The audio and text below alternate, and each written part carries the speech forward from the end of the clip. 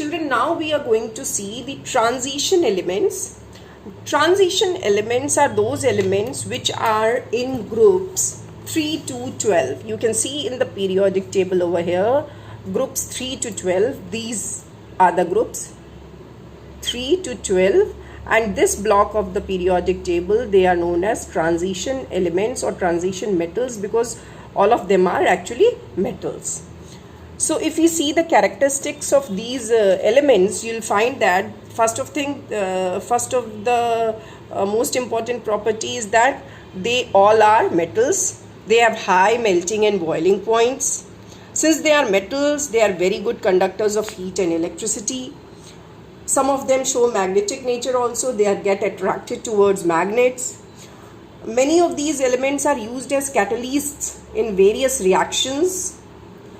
In this group are the elements which exhibit, most of the elements in this group exhibit variable valency. Now, what do you mean by variable valency? Means elements showing more than one valency. For example, you must have studied about copper. Copper shows two valencies, Cu1 plus and Cu2 plus. It forms various compounds where it has valency 1 plus and some other compounds where it has valency 2 plus.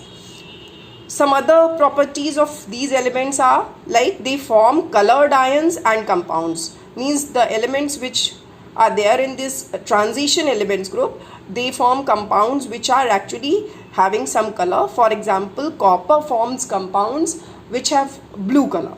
So like this, you have seen the properties of the transition elements. Now we'll further see the properties of inner transition elements. Now what are these inner transition elements?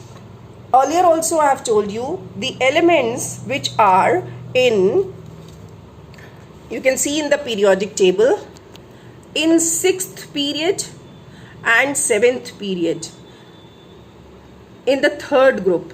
That means in 3rd group, 6th and 7th period elements, that is, you have been shown here as lanthanum and actinium, and lanthanum has atomic number 57. After 57 it is 72. That means from 57 to 71, the 57 is kept here. 58 to 71, that is cerium to you can say lutetium, Lu, that is atomic number 71, lutetium. It is kept below in the separate series. These elements are known as lanthanide, and these elements are actually included in this group called inner transition elements. Similarly, in 7th period, you have actinium kept over here in 3rd group, having atomic number 89. After 89 it is 104. That means from 90 to 103, that is starting from thorium to lawrencium, these elements are kept separately in this series which is known as actinide series. So these elements which are kept in lanthanide and actinide series are known as inner transition elements. And if we see the main characteristics of these elements, you will come to know that these all are heavy metals. They have high melting and boiling points. They also show variable valencies, form colored ions, and they are radioactive in nature.